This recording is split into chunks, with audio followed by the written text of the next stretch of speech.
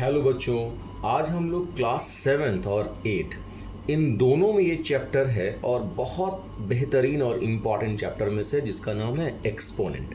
हम लोग इनको डिस्कस करने वाले हैं। ध्यान से समझिएगा ताकि चीज़ें समझ में आए। Exponent that means power, radicals, इनको हम लोग कह सकते हैं। एक्सपोनेंट में को समझने के लिए सबसे पहले ये समझ लीजिए, जैसे सपोज करो कि मैंने यहाँ पर एक अल्फ़ाबेट लिखा और इसके ऊपर मैंने कोई भी पावर दे दिया, तो ये वाला जो दिख रहा है ऊपर वाले पोर्शन, इसको हम लोग बोलते हैं पावर।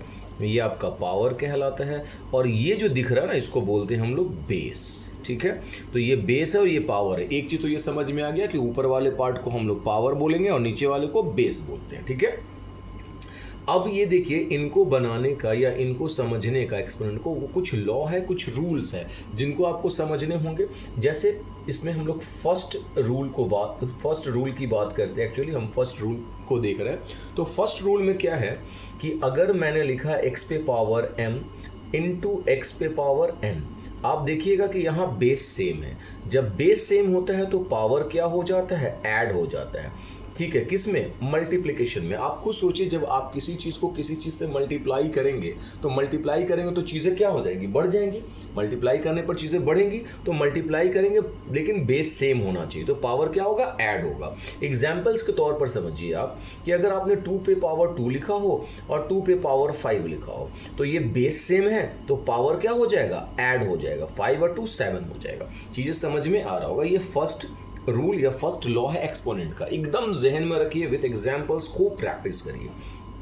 सेकंड नंबर, दूसरा नंबर, अगर हम लॉ की बात करते हैं तो इस बार हमने लिखा है x पे पावर m और डिवाइड x पे पावर n। अब आप सोचिए, फिर से मैंने बेस को सेम लिखा और पावर क्या है, डिफरेंट है। बेस सेम है तो पावर डिवाइड में क्या हो जाता है, माइनस हो जाता है, यानी x पे पावर हो जाएगा m माइनस n हो जाएगा।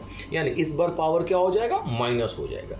थ्रू द एग्जाम्पल समझिए, जैसे हमने यहाँ लिखा है 2 पे पावर 3 और डिवाइड 2 पे पावर 2, तो हमने यहाँ क्या करना होगा, 2 पे पावर 3 माइनस 2 यानी 1, दैट मीन्स 2 हो जाएगा, 1 को लिखते नहीं। तो आपको ये चीज़ें समझ में आ रहा होगा। ये आपका सेकंड रूल या सेकंड लॉ हो गया। एकदम इसको याद करने, चैप्टर बहुत आसानी से समझ में आएगा। इसके बाद हम आते हैं थर्ड नंबर की बात करते हैं। तीसरे नंबर में अगर मैंने ऐसा लिखा हो कि x पे पावर 0 की मीनिंग आप मत समझिए, आप ये चीज़ें समझिए कि कोई भी बेस हो, चाहे वो अल्फ़ाबेट हो चाहे वो नंबर हो, उन पे पावर अगर 0 है तो वैल्यू क्या हो जाता है, 1 हो जाता है। जैसे अगर मैंने लिख दिया यहाँ पर 2 पे पावर 0 तो वैल्यू क्या हो जाएगा, 1 हो जाएगा। मैंने लिख दिया यहाँ पर 2x पे पावर अगर मैंने लिख दिया 0 तो वैल्यू क्या हो जाएगा, 1 हो जाएगा। ठीक है, क्यों हो जाएगा इसको देखिए, समझते हैं पहले इनको। ये आपका थर्ड मान के चलिए कि लॉ है। अगर इनको समझना है इस वाले लॉ को, तो कैसे समझा जाए इन चीज़ों को, आप ध्यान से समझिए। पहला लॉ ये वाला है आपका। ठीक है, वीडियो को पॉज कर करके आप इसको देख लीजिएगा। पहला लॉ ये है। दूसरा लॉ जो है आपका ये वाला हो गया। ठीक है, इसको लिख लीजिएगा ताकि आपको याद हो जाए। स्क्रीनशॉट ले लीजिए। और ये आपका कौन सा है, थर्ड वाला लॉ है। ठीक है, इनको समझना है कि ये कैसे होगा। देखिए, इनको समझने के लिए हम लोग क्या करते हैं, ध्यान से समझिएगा एक्चुअली क्या होगा। ठीक है, ओके। देखिए, अगर जो है हम लोग यहाँ पर ऐसा लिखते हैं कि x है, पावर 0 को हम ऐसा लिख सकते हैं ना, 1 माइनस 1 लिख सकते हैं, बिल्कुल लिख सकते हैं। 1 में से 1 जाएगा तो 0 हो जाएगा। पावर अगर माइनस है, हमने सेकंड लॉ क्या पढ़ा था, हमने सेकंड लॉ ये पढ़ा था कि अगर बेस सेम है, डिवाइड में है तो पावर माइनस होता है। अगर पावर माइनस है तो ये डिवाइड में जाएगा, यानी हम इसको लिख सकते हैं x पे पावर 1 डिवाइड x पे पावर 1, ऐसा लिख सकते हैं। देखिए, बेस सेम है, हाँ बेस सेम है, डिवाइड में तो पावर माइनस हुआ, तो इनको ऐसे लिख सकते हैं।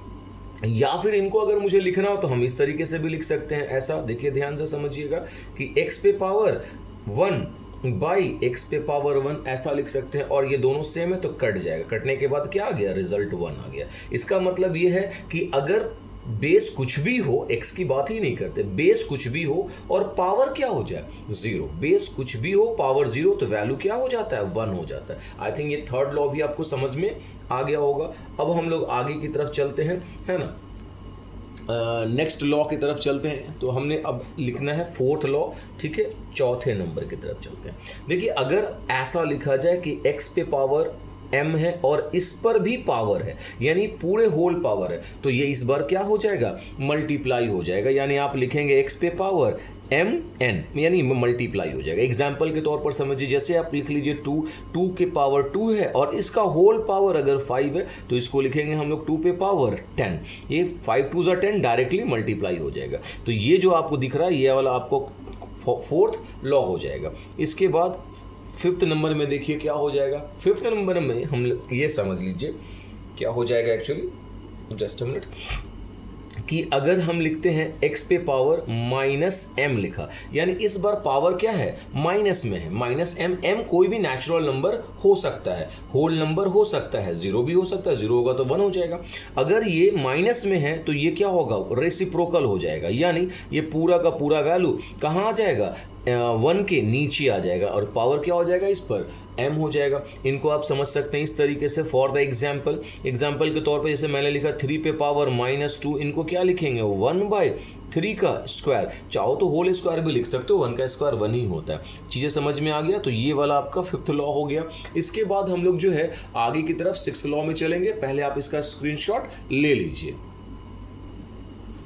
अब 6th लॉ को देखिए। 6th लॉ जो है वो क्या है या रूल क्या है उनको देखते हैं। जैसे अगर मान लीजिए x/y हो और इसका होल पावर अगर नेगेटिव है तो इनको रेसिप्रोकल कर देंगे हम लोग, क्या, y/x, और होल पावर क्या हो जाएगा इस बार पॉजिटिव, यानी ये इसका रेसिप्रोकल हो गया।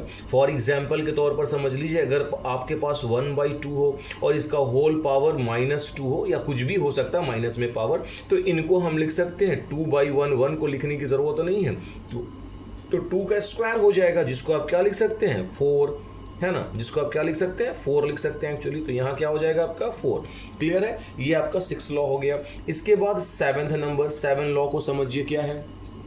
ठीक है, अगर मान लीजिए इस बार कि बेस जो है वो डिफरेंट है, x पे पावर m इंटू y पे पावर m, मैंने बेस को डिफरेंट लिखा है और पावर सेम लिखा है, तो इस केस में क्या हो जाएगा, x इंटू वाई का होल पावर m हो जाएगा। यानी जहां बेस डिफरेंट हो, पावर सेम हो, तो पावर को होल कर दे। एग्जाम्पल के तौर पर समझिएगा आप इसको। एग्जाम्पल के तौर पर समझिएगा, मैं यहाँ लिख दूँ ऐसा 5 पे पावर 3 और इंटू 7 पे पावर 3। देख लीजिए बेस सेम है और बेस डिफरेंट है और पावर सेम है, तो आप इसको क्या लिखिएगा, 5 इंटू 7 का होल पावर 3। दैट मीन्स अगर आप इसको देखेंगे तो ये क्या हो जाएगा आपका, ये हो जाएगा 7 5 ज़ा 35, 35 पे पावर क्या हो जाएगा 3। तो ये आपको चीज़ें समझ में आ रही होंगी। ये आपका 7th नंबर लॉ हो गया। इसके बाद अगर कुछ और एक लॉ की बात करते हैं 8th नंबर में। ठीक है, तो 8 नंबर में क्या है उसको भी देख लीजिए। ठीक है, इनमें हम ऐसा लिख सकते हैं कि अगर हमारे पास ऐसा कोई नंबर हो कि a/b, ठीक है, और इंटू c/d ऐसा है और इसका होल पावर अगर मान लो m दिया है, तो हम इसको कैसे लिख सकते हैं, हम इनको लिख सकते हैं इस तरीके से कि a पे पावर m बाई b पे पावर m इंटू c पे पावर m बाई d पे पावर m, हम इस तरीके से लिख सकते हैं। यानी ये इनको ऐसे लिखा जा सकता है और इनको ऐसे लिखा जा सकता है। जनरली इनका इस्तेमाल ये तो ऐसे ही बना पाइएगा, कोई बड़ी बात नहीं है, आसानी से समझ पाइएगा। तो इस तरीके से हम लोग एक्सपोनेंट के रूल्स को फॉलो करते हैं। अगर ये चीज़ें समझ में आ जाएगा आपको तो बहुत आसानी से एक्सपोनेंट आप बना पाइएगा। क्लास 7 और क्लास 8 दोनों के लिए ये बहुत इंपॉर्टेंट वीडियो। तो प्लीज़ अगर आपको वीडियो समझ में आ रहा है, अगर आप मेरे चैनल पर बने हुए हैं तो प्लीज़ वीडियो को लाइक करें, चैनल को सब्सक्राइब कर लें और अपने दोस्तों में शेयर करना बिल्कुल भी ना भूलें। ओके, फिर थैंक यू।